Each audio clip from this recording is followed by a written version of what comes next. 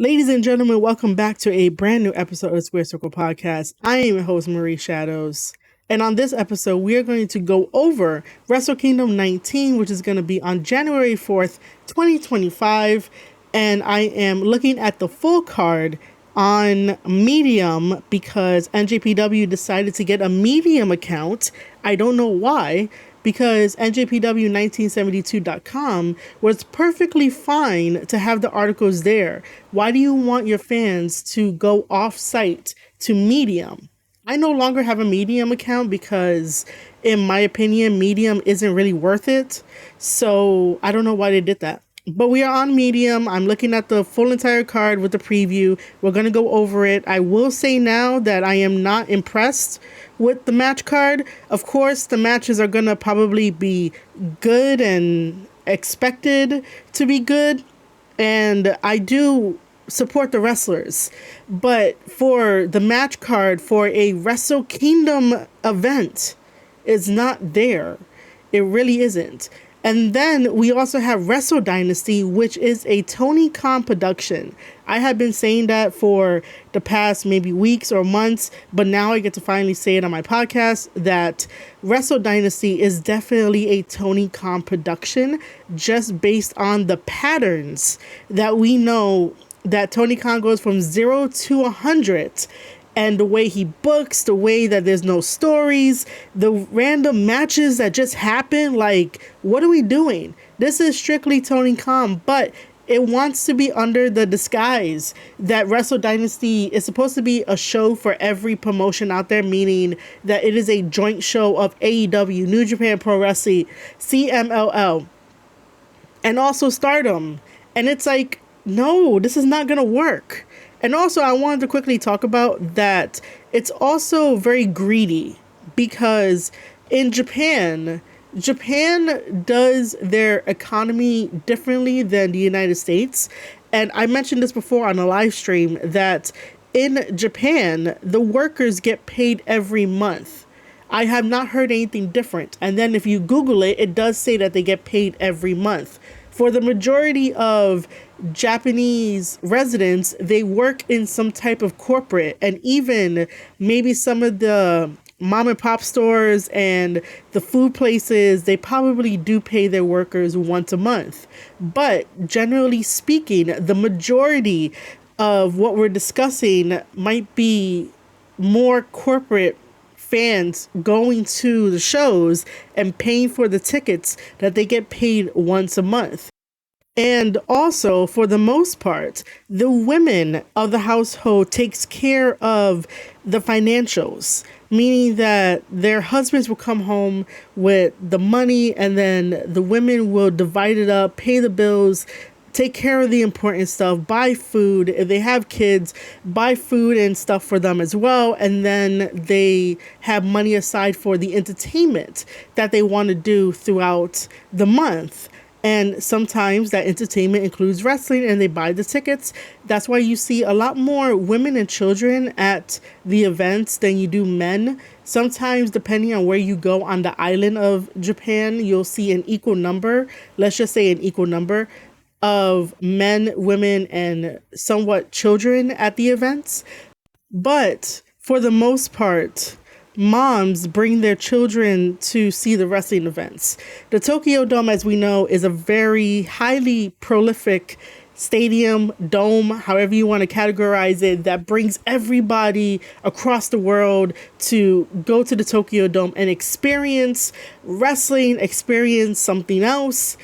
But I say that it's very greedy for Tony Khan to want to have Wrestle Dynasty right after Wrestle Kingdom, because now he would have to really bank on the international fans and some of the tourists, maybe some domestic locals that may want to go to Wrestle Dynasty if they have the money to go. And also anybody that's coming from the United States to go and watch Wrestle Dynasty. And the numbers and the ticket sales might not be that good because you're stretching everybody thin. Because Wrestle Kingdom is a once in a lifetime experience when you can save up enough money to go. So if someone from the United States have put all their earnings into Wrestle Kingdom and they spend it all on that, they may not be able to go to a Wrestle Dynasty because they do not have the option of buy one, get one free to go to Wrestle Dynasty. They don't have that option. What they have is you either get the Wrestle Kingdom ticket or you get the Wrestle Dynasty ticket. And I'm not even including New Year's Dash in this conversation. So what normally happens is that we have Wrestle Kingdom, whatever number we're up to, right? That's January 4th. January 5th or the 6th, depending on the day and how they plan this out, is usually New Year's Dash. New Year's Dash is basically the hangover, I would say, of coming down from a wonderful Wrestle Kingdom, because that is a experience in itself. But now that Tony Khan has inserted himself like the needy kid at high school that can't find somewhere to fit in, decided to put Wrestle Dynasty right after Wrestle Kingdom, and it just messes the whole flow up. Of course, you have more wrestling, but then that also means that if this is going to be a yearly thing, that means that the NJPW guys don't have to work as hard as they should to get a spot on Wrestle Kingdom. It's the same way with the thought pattern of WrestleMania, that not everybody could be on WrestleMania, even though now WrestleMania is 2 nights. But before, you really had to work your ass off and really make sure that people are invested in the wrestlers, the story, the angle, to make it onto such a prestigious event like a WrestleMania or like a Wrestle Kingdom or a Royal Rumble, so to speak, something like that. But if this is going to be a yearly thing, wrestlers don't have to work that hard because they know they have a guarantee to still wrestle the next day. And then Tony Khan will put most of his guys, and then the rest of the companies get like the last straw and won't even matter.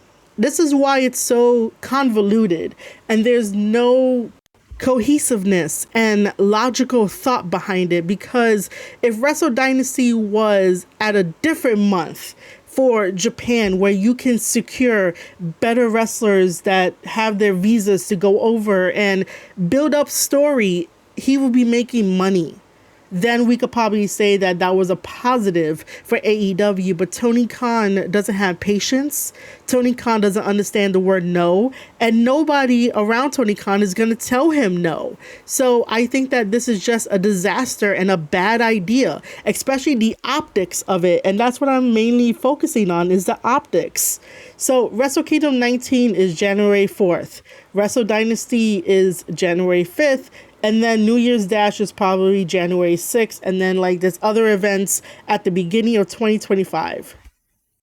Okay, let's get into the match card. Let's go all the way down to the bottom of it and let's start there. So NJPW is bringing back the New Japan Ranbo for Wrestle Kingdom 19. This is on the kickoff show. I have seen the Ranbo. I have even talked about the Ranbo on previous podcast episodes.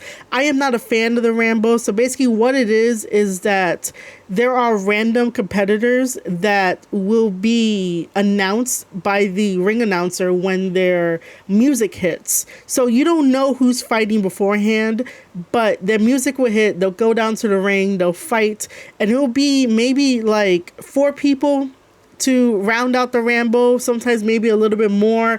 And this one is basically giving a championship opportunity to the winner. So this is a tradition of the Tokyo Dome. New Japan Ranbo lives on within Wrestle Kingdom 19. However, there are some stakes for this. The last few years have seen the Ranbo determine 4 entrants to a 4-way for the King of Pro Wrestling title. That's how this started. And by the way, you should know my feelings on the King of Pro Wrestling Championship title. I don't think we need it. Thank you, Okada, for making something so useless during the summer of the pandemic, and look where it has gone now. The Great Okan, however, declared that the stipulation field King of Pro Wrestling Championship was to be retired and that his last act as the final champion would be to make the winner of this Ranbo the recipient of an IWGP World Heavyweight title shot. A match full of mystery from number of entrants to entrants themselves now has incredibly high stakes attached, and all eyes have to be on the action. Now, if the Great Khan could make such a stipulation like that, like the winner of this Ranbo gets a future IWGP Championship title shot, how come the Great Khan did not use that power and convince management to give him the title shot and jump in front of everybody the next time Zack Sabre Jr. fights? Because this is not a spoiler. Zack Sabre Jr. is not going to drop the belt to Shota Umino. Sorry to all the Shota Umino fans out there, but if the Great Khan had this much power to make this stipulation, how come he couldn't just declare himself the number one contender? Because nobody can beat him for the King of Pro Wrestling title, even though he got it back from Shingo. But that's besides the point. The idea is that if he had this much power, just make yourself the number one contender.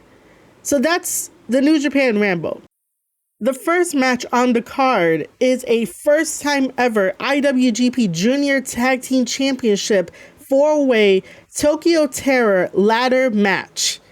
That is a mouthful. So we're going to have the team of Kevin Knight and Kushida, who regained the IWGP Junior Tag Team Championship title, which, by the way, I think that was the wrong call, but that's just me. They're going to be facing Robbie Eagles and Kosei Fujita versus TJP and Francesco Akira, also known as Catch 22, and then my favorites from Bullet Club War Dogs, Clark Connors and Drilla Maloney. I really do enjoy Clark Connors and Drilla Maloney as the IWGP Junior Heavyweight Champions. I really do. They shake up the entire division, and I will say that TJP and Akira versus Clark Connors and Maloney, those two teams are the best. And I love the way that they do storytelling. I love the way that they have this amazing chemistry. And they really brought to life the IWGP Junior Tag Division. They really did. And that's no shade to anybody else in that tag team division. Kevin Knight and Kushida help elevate it as well. Robbie Eagles helps elevate any division that he's in. Kosei Fujita is cool as well. But I just really love the chemistry between Cash 22 and Bullet Club War Dogs. However, I will say that I am concerned about this because New Japan Pro Wrestling is trying out a little bit more hardcore stuff. They don't really do hardcore matches like that. They don't really use the tables. We know throughout the history of New Japan Pro Wrestling that their tables do not break. Their tables are 100% real. New Japan Pro Wrestling does not invest in any kind of prop when it comes to wanting to use the elements of American wrestling for like hardcore matches, table matches, ladder matches. So this Tokyo Terror ladder match, I am very concerned. I want all of these guys to be safe because it is going to be a real ladder match. It is not going to be like WWE with the props, unless last minute Tony Khan wants to buy some prop ladders and some prop chairs and bring it over to Japan. But other than that, it's going to be all real. And I'm going to be very, very concerned because I do not want none of these guys to be hurt, injured, or maimed. Because the last time that New Japan Pro Wrestling did something so hardcore, Alex Coughlin of Bullet Club War Dogs had to announce his retirement. Our second match is the IWGP Women's Championship match. We have our champion, Mayu Iwatani, versus AZM. I'm not going to even try to pronounce the acronym, but it is AZM. And I'm going to be very, very honest with you guys. I do not watch Stardom. I know of Stardom. I know people who watch Stardom and who invite their fan base to watch Stardom with them. And that's my exposure to Stardom. The reason why I do not cover Stardom is just because a matter of trying to access it, even though I can pay monthly for it, but then there are other things that I'm paying for, so money is an issue to do that. And then for me to just understand the stories, where we are, what's happening, and everything like that. There are better podcasters out there that do a great job at talking about and informing the fans and the community about Stardom. However, I will ask this question. Did we need an IWGP Women's Championship title? The only reason why we got it is because, again, some years ago, women wrestling fans were crying out and complaining that why are the women not wrestling with the men? And why is there no women's title in New Japan Pro Wrestling? How come NJPW don't have a women's roster? And it's because Japan separates the sexes. They separate the men from the women. That is why they have all female promotions. And that's why they have all male promotions, because Japan still believes in some sense of, you're a guy, you're stronger, you're a woman, we don't want you to get hurt. And that's just out of protection. And there's nothing wrong with that. Japan has an old school way of thinking. You cannot just go to someone else's land and be like, well, now you have to follow my ideals and my ideology and like my thoughts. No. So on the internet, everyone kept crying about like, we need more women representation for New Japan Pro Wrestling. And look where it got us. Because I'm not sure if they're still around, and I'm not sure they're still supporting Stardom on its own. I do want to say, though, that a positive was when New Japan Pro Wrestling did the historic New Japan X Stardom, where it was a bunch of intergender wrestling matches, whether it was single matches or tag team matches. And I think that was a very positive pay-per-view, and I even enjoyed it. And I think that it should definitely be a thing for the future. And they did another one just this year. However, the first ever historic NJPW X Stardom crossover saw an increase in getting Stardom subscriptions to support Stardom. But we no longer hear about that. So I wonder where those women are that they kept crying about. We need more women on the men's roster. You got to put women. You got to put women. Sometimes it is okay to go and make your own opportunity. And it is okay to go and make your own thing without trying to insert yourself into someone else's already created area or box or category. It is definitely okay to go make something on your own, build it from the ground up, and get supporters. We don't have to be included in everything, the same way that men don't have to be included in everything. It is okay to be calm in the space that you want to create. It is okay for that. That's the only reason that I do not know why we need an IWGP Women's Championship title, when most fans, if you ask them who's the champion, they're not going to know. They might end up probably saying Mercedes Moné only because she had once challenged for it, but didn't get it. Or they might confuse it with the NJPW Strong title and think that's what we're talking about. But in all honesty, this title has done nothing. It doesn't really mean anything, even though IWGP is a very heavy branded logo for NJPW and what it means for the history of NJPW. Before moving on to the next match, I just quickly want to read this to catch everybody up to speed. For the first time in 2 years, the IWGP Women's Championship is defended at Wrestle Kingdom when Mayu Iwatani faces the challenge of AZM. Also, I'm trying my very best to pronounce her name correctly. The icon of NJPW's sister promotion, Stardom, Iwatani is the third woman to hold the IWGP Gold since its inception in 2022. Wow, only 3 champions. And has held the gold for 20 months. Upset that the Women's Championship was not on the line at Wrestle Kingdom 18, Mayu was determined to make 2024 the year of Iwatani, and it's safe to say that the icon did just that. a dominant run saw Mayu's most recent defense at Historic X over with a stunning performance against Momo Watanabe. After the bout, she made it very clear that this Tokyo Dome spot was more than deserved.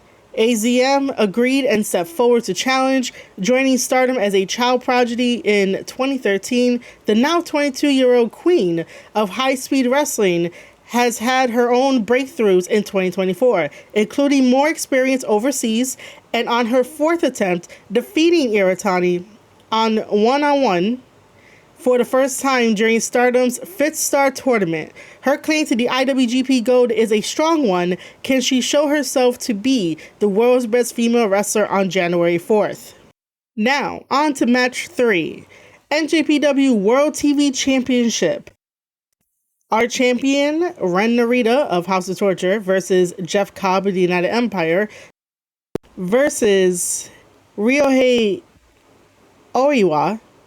I might have butchered his name. He's from TMDK. Versus El Phantasmo. By the way, El Phantasmo came back. He is currently in remission. They found that he had cancer, or at least like cancerous cells, and I think it was on his lungs, but I might be wrong with that. But El Phantasmo went away for a little bit, went to the doctor, got healed, and is now in remission. So, the NJPW TV Championship title.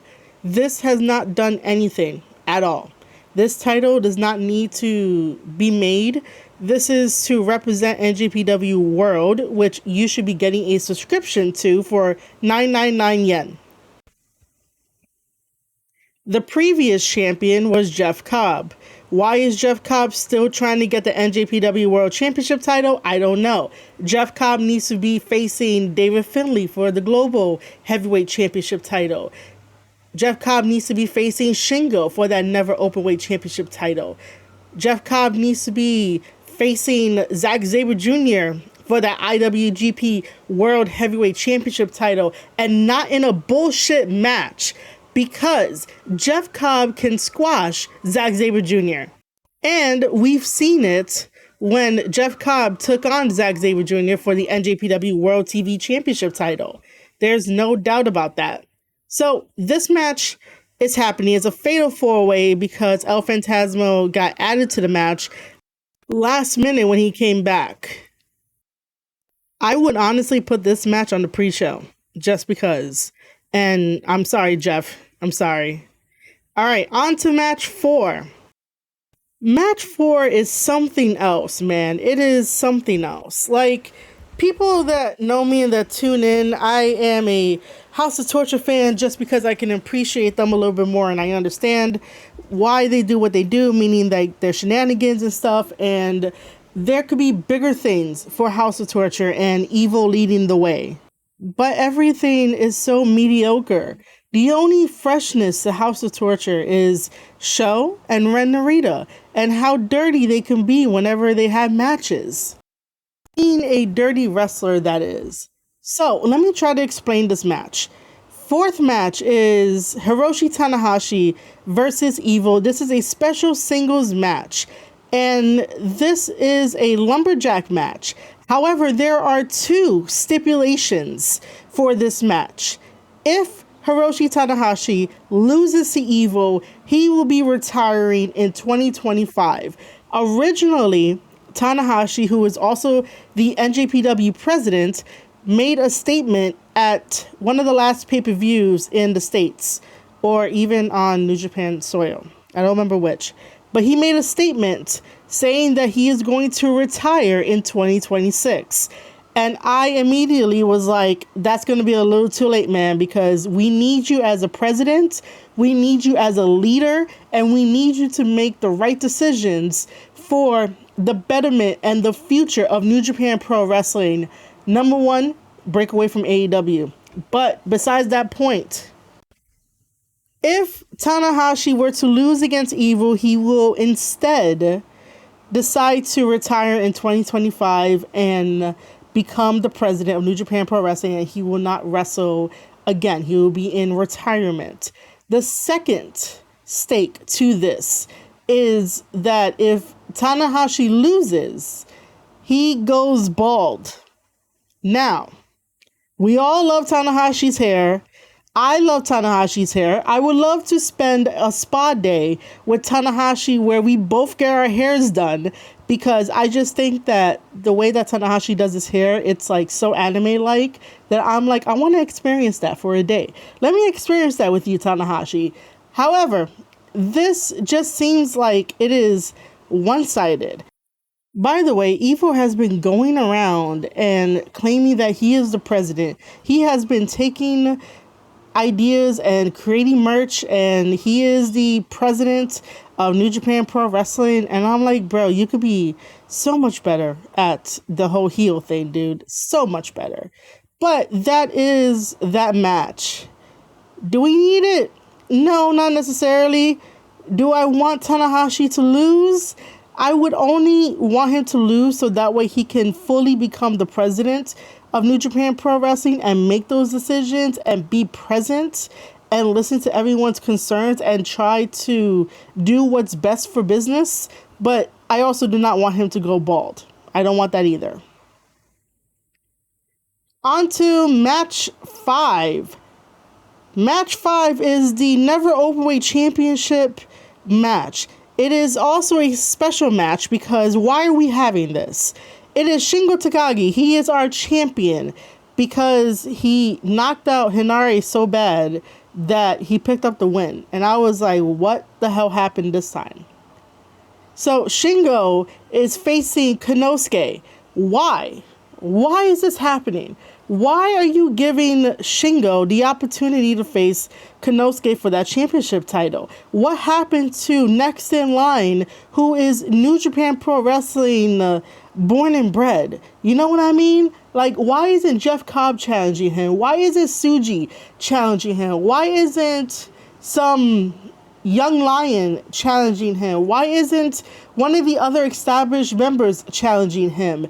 It is a Never Openweight Championship title match, not a heavyweight title match. The Never Openweight is such a huge ass acronym that states New Blood, Evolution, Valiantly, Eternal, and Radical. So I understand that this belt was created for the new generation. It was for a specific era of New Japan Pro Wrestling. They were ushering in a new style, and I get why they have the Never Openweight Championship and then the Trios Never Openweight Championship, which is like the 6-man title kind of deal going on. And I have a whole podcast dedicated to talking about all the championship titles that New Japan has, and they might have to cut some. But this was such a rushed Tony Khan booking because the last NJPW Strong pay-per-view, Tony Khan booked that whole thing because of how quick all the matchups were. And New Japan Pro Wrestling on the Twitter side, all their tweets coming out at the same time, as if like there's no breathing in between matches. There's no angles setting up. It's just one wrestler coming out and being like, I challenge you for that championship belt. Well, why? Why do you challenge him for that belt? What have you done? You have not been in New Japan Pro Wrestling long enough to get that respect, to build up that story, to build up that animosity if you need to. Create character and to create connection. Where is all of that? You just go up to somebody and want to have a championship match. And yes, there are fans who are like, you don't understand how New Japan works. New Japan does this all the time. And yes, I do understand that they do this all the time, where like somebody from the outside comes in and automatically gets a title shot, aka Dolph Ziggler, and look where that went. I know they do this, but for the majority of this, most people spend a couple tours in New Japan Pro Wrestling before they go and challenge for a particular title. So I need that build-up. That's all it is. I need that build-up. I don't need no rushed Tony Khan half-ass booking of having Shingo versus Konosuke for what? They don't even have a record to go on. So I can't even say just because they have this record, this is their first ever meetup. Like, it does not make any sense to have this right away. There are other guys on the New Japan roster that deserves an opportunity against Shingo for that never openweight championship title. Not someone from AEW. Konosuke don't go to New Japan Pro Wrestling. I said this once before and I'll say it again. He doesn't go there. Now, if they decided to leave him in New Japan Pro Wrestling for a couple tours and he's building himself up and he's creating story and he's creating angles and he's connecting with the fans, then yes, give him a title shot against Shingo. But you're just going to come in here and be like, I challenge you for that belt. Why?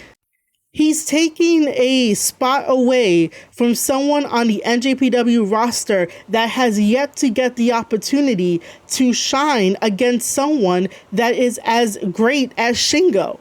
Because Shingo brings the best out of people. And there are people on the roster that haven't been able to get that breakout moment. And here comes Konosuke. Well, here comes Tony Khan being like, oh, we'll give you Konosuke to have this match, to take someone's spot. And yes, I want Shingo to win. Our sixth match is the IWGP Junior Heavyweight Championship title match. Our champion is Doki versus El Desperado. Now, I am going to say this. I really do love the Junior Heavyweight division. I love that Doki is champion because he deserves it. And El Desperado was previous champion, and that is amazing. And El Desperado brings out the best in his opponents. So I love these two. The only problem is that we need to do something better for the junior division. Because for some reason, fans don't want certain wrestlers to move up to heavyweight. And I'm like, what else can they do in the junior division? There is nothing else. They cannot be the gatekeepers of the junior division any longer. There has to be the main guys moving somewhere else, doing something else, for the younger guys to come up and have their breakout moment, such as Master Wato. Master Wato was put on the shelf because he was recovering from his shoulder injury, and that took a while. And Master Wato is fucking fantastic. And I love watching his matches. I love watching him grow. And I talked about Master Wato in my previous podcast episodes of New Japan Pro Wrestling and the junior division. And Master Wato needs to get back into the groove, become that breakout star, and carry the junior division. The same thing with all the rest of the guys that will be labeled as a junior heavyweight. Doki could stay there because Doki can lead the charge. El Desperado is such a veteran that I'm like, bro, I love you. I like watching you. You're amazing at what you do, but you have to find something else to do in New Japan Pro Wrestling and let the junior division flourish. I understand that companies want to rely on their best guy. And their best guy is El Desperado. El Desperado is definitely a company man. We could think about this in terms of John Cena. John Cena is a company man. Randy Orton is a company man. Like, every wrestling company has their guys that they can rely on to get the job done. This is El Desperado. And no, that is not a knock. That is a compliment. However, I do think that after this championship match, whoever wins, which should be Doki, El Desperado needs to find something else. It needs to do something else in New Japan Pro Wrestling. Or try to go to Pro Wrestling Noah and make a name for himself there, because El Desperado is that damn good. And let everybody else in the junior heavyweight division rise up and hold that down. Because it has been proven that everybody loves the junior heavyweight division. When the Best of the Super Juniors were put on display and it was just the juniors taking over New Japan Pro Wrestling, we all loved it. Collectively, we all came together and we celebrated. We don't want the junior heavyweight division to be tied down again. Now for our seventh match, which is the IWGP Global Heavyweight Championship title that has our champion David Finlay, the leader of Bullet Club War Dogs, versus Yota Tsuji. I love these two, but I'll let this one slide because I was originally going to say that this isn't it, but maybe it is. I do like the way that Finlay is telling his own story now that he is a two-time IWGP Global Heavyweight Champion. However, I do think that Tsuji should be focusing on other things other than this championship title right now. Tsuji is a 2024 New Japan Cup winner, and basically, I think that he should be going after either the Never Openweight Championship title or go after the main title. Because when he came back from Excursion, there was all this promise and it was fantastic. He took Sonata to the limit. He almost won against Sonata when Sonata was champion. And then all of a sudden, his momentum died. Everybody's momentum died as soon as Tony Khan was like, I'll pay your salary, Okada, to jump over. I'll pay your salary, Will Ospreay, to jump over. And he'll pay the salary of anybody else that wants to jump over to AEW. So all of the momentum from everybody died once Tony Khan did that. And so there wasn't as quick as a recovery as one may think, because the momentum stopped and we could have placed certain key figures into prominent positions similar to those that have left. And Tsuji would have been a really good example of pushing him into a position where you want to see him go for the heavyweight stuff. The Global Championship title, I love it. I love the idea of it. And I love that Finlay is making it into something very, very unique. Because now we don't have the Intercontinental Championship title and we don't have the U.S. Championship title. We have the Global Championship title. And I just think that right now, Tsuji doesn't need that. To test if Tsuji could be a very good champion, it would look nice on Tsuji. But I think that he could do with the Never first and build that up and take it over from Shingo. And as Finlay builds up the Global, then later on you can have Tsuji versus Finlay in some way. But I will let this one slide. Of course, I want David Finlay to retain the championship title because I still want him to tell a story with it, even though he could tell a story with or without the championship title. Tsuji is always going to be my guy. I would love to be his friend one day. Like, I am a big supporter of Yota Tsuji, and I believe in him to carry New Japan Pro Wrestling. I believe in him to still have that heart of gold that he has whenever he gives his promos and whenever he answers in interviews. So there is a future for him, obviously, as being champion. But like I said, I don't think this is it right now. Now on to match 8. Naito versus Hiromu. I did not know this was happening. This is another special single match.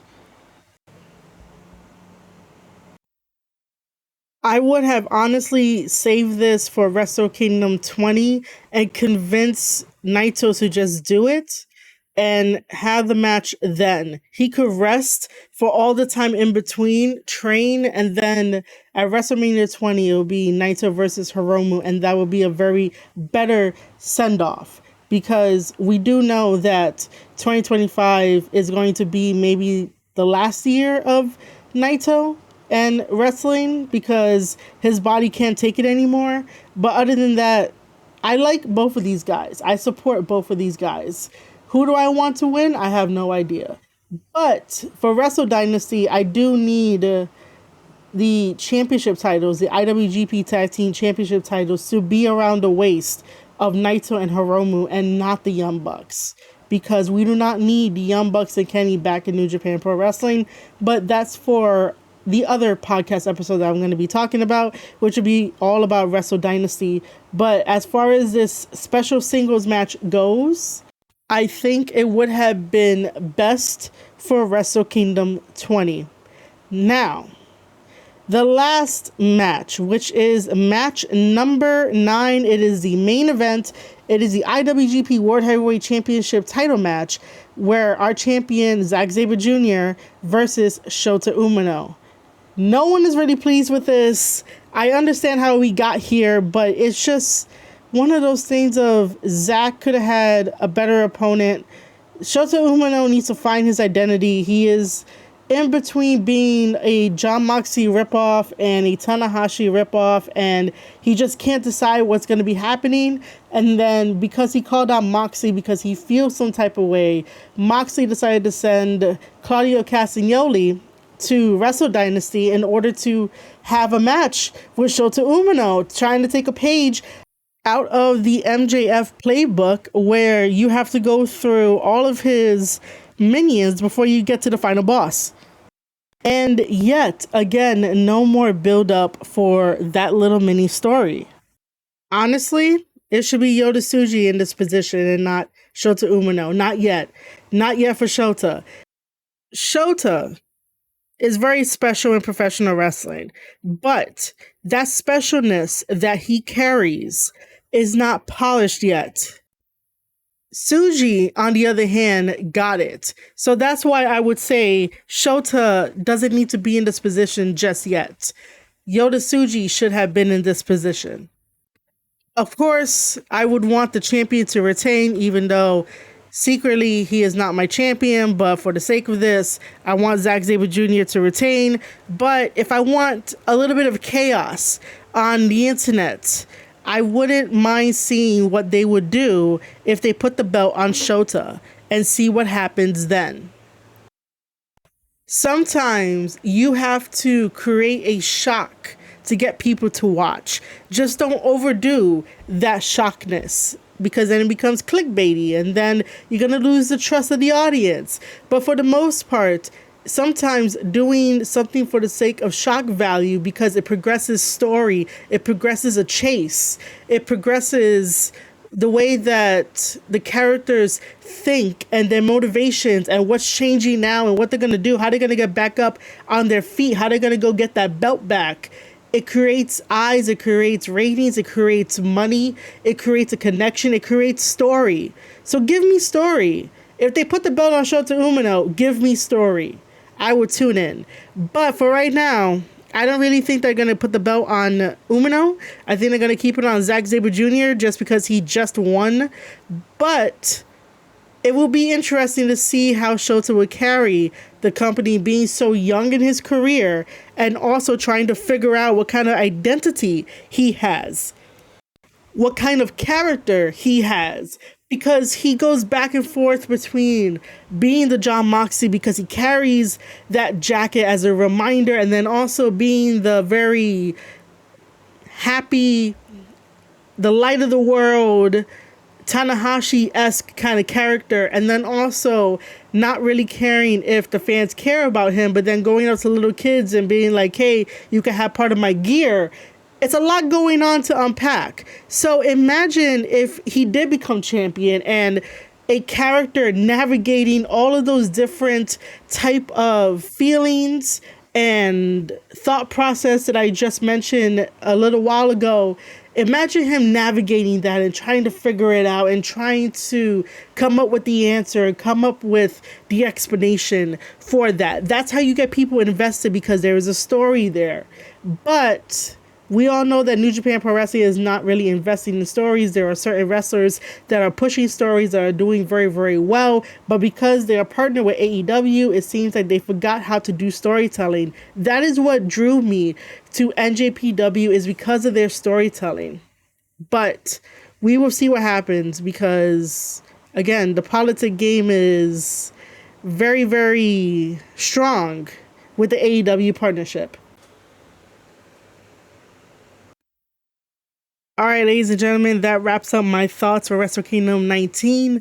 At this very moment of this recording, I am not too excited about Wrestle Kingdom 19. It could have been way, way better, and stuff could have been thought out a lot more. But when you're partnered with AEW, there is no logical sense.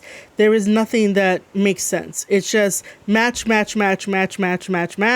Oh, wait, we have to tell a story? How do you tell a story again? Oh, I don't know. Let's just rehash certain things and let's just take whatever we want. But it's okay. It's going to be fine because they make money off of the pay-per-view buys and all of that. But you still need people to keep coming back. You can't keep having the same amount of money being made through buying it on the pay-per-view and still being like, oh, we could do whatever we want.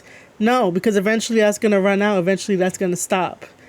But that is, again, all of my thoughts for Wrestle Kingdom 19. Now, as we get closer, maybe that will change. Maybe, but who knows? I will be reviewing Wrestle Kingdom 19, so look out for that. The next podcast episode is going to be a preview to Wrestle Dynasty, which I firmly believe that Wrestle Dynasty is a 100% Tony Khan and AEW production, just under the disguise of it being a New Japan Pro Wrestling event, even though it is hosting 5 different companies. And it's like, what? That doesn't make any sense at all. The booking, the pattern, the 0 to 100 when making these matches is all Tony Khan doing. It is not New Japan Pro Wrestling. New Japan Pro Wrestling has thought behind their match cards. They always had thought behind their match cards, even if maybe 1 or 2 didn't make sense. But this is definitely a Tony Khan production, which is Wrestle Dynasty. So that podcast is going to drop soon, right after this one. And with that being said, if you want to support Square Circle Podcast and Marie Shadows, all you have to do is look into the description box below and click on the links and support. If you are a fan of YouTube, make sure you follow, hit that like button, and leave a comment at youtube.com/Square Circle Podcast. If you are listening to this on Spotify now accept comments. So if you're on Spotify, make sure you follow Square Circle Podcast on Spotify and leave a comment. That will help me out greatly. And if you want to get the wrestling planner, that will be up soon. So pay attention for that across all of my social medias. The quickest way to know if the wrestling planner and other merchandise have dropped will be via my newsletter or check the pinned comment on the YouTube video. But if you want to sign up to a free wrestling newsletter with extra content, there's going to be extra content in 2025, head over to marieshadows.substack.com. And if you're into Discords, there will be a link to Shadows Den. That is the Discord for wrestling fans, writing fans, reading fans, gaming fans. That is the hub for you guys. So all links will be down in the description below. And also make sure to check that pinned comment on youtube.com/Square Circle Podcast. All right, ladies and gentlemen, you have been listening to an episode of the Square Circle Podcast. I am your host, Marie Shadows, and I'll see you guys on the next one.